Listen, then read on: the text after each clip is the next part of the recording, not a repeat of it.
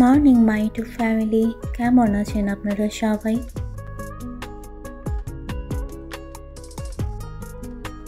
সকলকে জানাই অনেক অনেক ভালোবাসা আর শুভকামনা। আজকের ব্লগটা শুরু করেছি একদম ঘুম থেকে উঠে, তাও আবার আমার রুমের ব্যালকনি থেকে।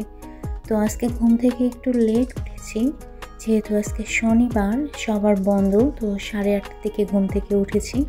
উঠে জানালার পর্দা সরিয়ে দিতে দেখলাম যে আজকে রথ উঠেছে। ব্যালকনিতে গিয়ে দেখলাম যে রথ উঠেছে, বাতাস নাই। তো আজকে শীত একটু কম হবে। আর এখন আমি বিছানাটা গুছিয়ে নেব, কিন্তু তার আগে আমি আজকে বেডশিটটা একটু চেঞ্জ করে দেব। ছুটির দিনগুলো আসলে অলসতাই কাটে, যেহেতু সকালবেলা তাড়াহুড়া নাই, এজন্য সকালবেলা আজকে ঘুম থেকে উঠতেও ইচ্ছে করতেছিল না। তুর্যের পরীক্ষা শেষ হয়ে গিয়েছে, আর এখন স্কুল কোচিং কোনো কিছুই নাই। আর আমার বর তো একটু দেরিতে যায়। আগে তুর্য একটু তাড়াতাড়ি যেত, ওকে সকালবেলা টিফিন দেওয়া, নাস্তা খাওয়ানো, এগুলোর জন্য একটু তাড়াহুড়া করে কাজ করতে লাগে। তো কথা বলতে বলতে আমি বিছানাটা সুন্দর করে গুছিয়ে নিয়েছি। এই বেডশিটটা তো অনেকবার আমি ভিডিওতে দেখিয়েছি, আমার খুব পছন্দের। আর এখন আমি এগুলো মেশিনে দিব, বাট আজকে ধুবো না, জাস্ট মেশিনের মধ্যে রেখে দেব। আর এদিকে এসে বাবার আজকে ডায়াবেটিক্সটা চেক করার লাগবে। সপ্তাহে একদিন, খাওয়ার আগে খাওয়ার পরে দুবার আমরা দেখি। তো তুরাবি এটার দায়িত্বে আছে। তো আজকে ডায়াবেটিক্স হয়েছে 7.7 খাওয়ার আগে। আর এখন ইনসুলিনটা দিয়ে দেবে, তারপরে খাবার খেয়ে 2 ঘন্টা পরে আবার চেক করার লাগবে। তো মেশিনে কাপড়গুলো রেখে দিয়ে আমি এখন চলে যাব রান্নাঘরে। বাবার জন্য সুজি রান্না করা আছে, দুধ দিয়ে সুজি রান্না করে ফ্রিজে রেখে দিয়েছিলাম, বাবাকে ওটাই দিব। আজকে যেহেতু বাতাস নাই, তো রান্নাঘরে জানালাটা আমি খুলে দিই। এখন সকালে নাস্তার জন্য আমি পাতলা পিঠা বানিয়ে নিচ্ছি। এটার গলা আমি করেছি, একটা ডিম দিয়েছি, পানি দিয়েছি, লবণ দিয়েছি, আর চালের গুঁড়া আর কাঁচা মরিচ দিয়েছি। একজন আপু আমাকে বলেছিল এটার পুরো ডিটেলস ভিডিও দিতে। তো সরি, আজকে আমি গলাটা করার সময় ভিডিও করতে চেয়েছিলাম, বাট করতে পারিনি।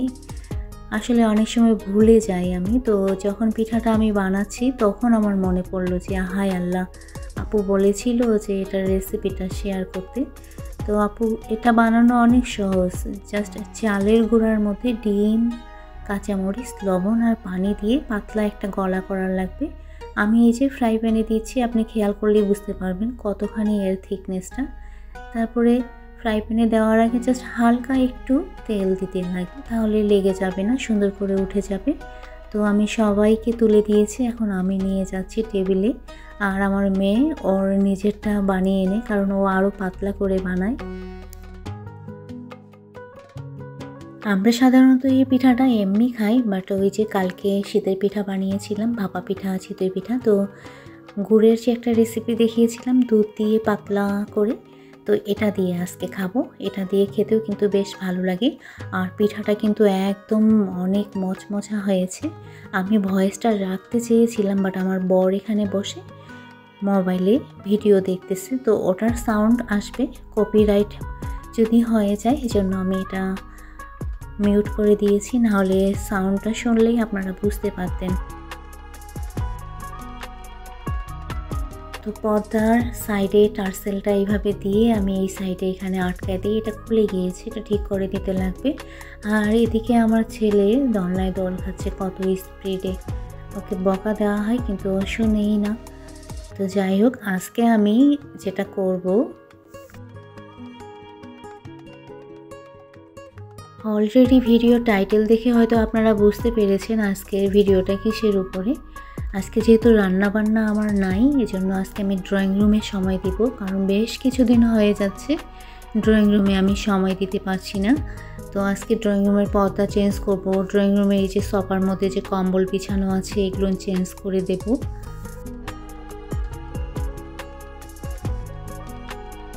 বলতে গেলে ডিপ ক্লিন করব, কারণ বেশ কিছুদিন হয়ে গেছে ড্রয়িং রুমে আমি সেইভাবে সময়ই দিইনি। যখন থেকে সোফার মধ্যে ওই কম্বল বিছিয়ে দিয়েছি তারপর থেকে সেভাবে সময় দিতেই পারিনি। আর এর মাঝে যেহেতু ছিলাম না, আমি আর তুরাবি দুজনে মিলে জানালার গ্রিলগুলো পরিষ্কার করে নিচ্ছি। আর আমার ছেলে ওই সাইড থেকে পানি দিচ্ছে। ও পানি দিচ্ছে এই কারণে যে ও গ্লাসটা ধুয়ে দিচ্ছে। তো এই যে আমি দেখতে আসলাম যে ও আসলে পানিটা কিভাবে দিচ্ছে।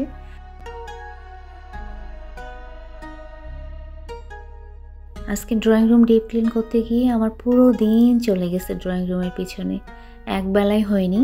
তো দুপুরের আগ পর্যন্ত আমি সব কিছু ঝেড়ে মুছে রেখে দিয়েছিলাম, দেন দুপুরের পরে আমি সেট করেছি। ডিপ ক্লিন করার সময় সোফাগুলো সামনের দিকে টেনে নিতে লাগে, এক্ষেত্রে হেল্প করেছে তুরাবি। তো আমি তুরাবিকে অলরেডি পাঠিয়ে দিয়েছি গোসলের জন্য, কারণ দুজনেই যদি একটা কাজে বিজি থাকি তাহলে দুপুরের খাওয়ার টাইমে তো টেবিলে খাবারটা দিতে লাগবে। তো এদিকে কিন্তু আমি ক্লিন করে ঝেড়ে মুছে একদম রেখে দিয়েছি আর চলে গিয়েছি শাওয়ারে। আর আমার মেয়ে শাওয়ার পরে এসে ও একটু পাকোড়া ভেজে নিচ্ছে। ওই যে কালকে যে চাল কুমড়ার খসা দিয়ে পাকোড়া বানিয়েছিলাম ওটার একটু আমি রেখে দিয়েছিলাম। তো আজকে যেহেতু রান্নাবান্না করা হয়নি, ফ্রিজে যা আছে তাই খাবো, তো তার সঙ্গে গরম গরম পাকোড়া ভেজে নেওয়া হচ্ছে। বাবাকে একটু আগে খাবার দেওয়া হয়, তো বাবার সঙ্গে তুর্য বসেছে। তো তুর্য আর বাবা খেয়ে নিচ্ছে আর এই সময়টা আমি ছিলাম গোসলে। তো আলহামদুলিল্লাহ আমরা খাওয়া দাওয়া শেষ করি আমি এখন চলে এসেছি। এটা বিকালবেলা একটু রেস্ট নিয়েছিলাম। তো একজন আপু আমাকে জিজ্ঞেস করেছিল এই পর্দাগুলো কটনের। না আপু, এই পর্দাগুলো কটন না, এটা মিক্সড, কিন্তু অনেক সুন্দর। আমি ড্রয়িং রুমে ডাবল পর্দা ইউজ করি। তো কিভাবে আমি পর্দাটা সেট করতেছি আপনারা একটু খেয়াল করলেই বুঝতে পারবেন। পর্দা লাগাতে লাগাতে বরাবরের মতো আজকেও আমি রিকোয়েস্ট করব, যারা এখনও আমার ভিডিওটাতে লাইক করেনি প্লিজ ভিডিওটাতে লাইক করে দিন, ওকে। আর ভিডিও রিলেটেড একটা হেলদি কমেন্ট করে দেবেন তখনই যখন ভিডিওটা আপনাদের ভালো লাগবে, ওকে। আর যারা আজকে প্রথম আমার চ্যানেলটা ভিজিট করেছেন, যদি আজকের ব্লগটা একটু পরিমাণ ভালো লাগে তাহলে লাইক আর কমেন্ট তো করবেন। আর এ ধরনের ডেইলি লাইফস্টাইল ব্লগ যদি আপনারা দেখতে পছন্দ করেন তাহলে আমার চ্যানেলটা সাবস্ক্রাইব করে দিয়ে আমার পাশে থাকবেন, ওকে। জানালার সাইডে আমি বাসায় আম পান্নার বোতল ছিল, এগুলো একটু কাজ করে এখানে আর্টিফিশিয়াল এগুলোকে কী বলে ফুল নাকি যাই হোক একটা ঝুলিয়ে দিয়েছি। আপনারা চাইলে এইভাবে জানালার সাইডে ঝুলিয়ে দিলে কিন্তু দেখতে বেশ ভালোই লাগে। তো জানালার পর্দা সেট করে ফেলেছি। ব্যাক সাইডে আমি একটা ভারী পর্দা দিয়েছি আর ফ্রন্ট সাইডে নেটের পর্দা। বাট নেটের পর্দাটা আমি একটু কুচি কুচি করে নিয়ে এর মধ্যে টার্সেল দিয়ে দিব, তাহলে দেখতে বেশ ভালোই লাগে। যেহেতু ড্রয়িং রুম, তো ড্রয়িং রুমে একটু সুন্দর করে যদি আমরা ডেকোরেট করি তাহলে দেখতে বেশি ভালো লাগে। তো আমার মেয়ে টার্সেলটা লাগিয়ে দিল।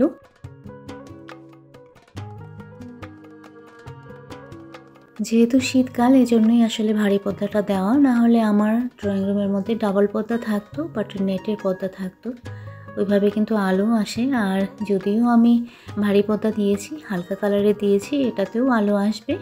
আর সোফার মধ্যে আমি এখন বিছিয়ে দিলাম, এটা আমার নিজের হাতের বানানো। আর টার্সেলগুলোও আমি নিজে বানিয়েছি, বানিয়ে এটা সেলাই করে নিয়েছি।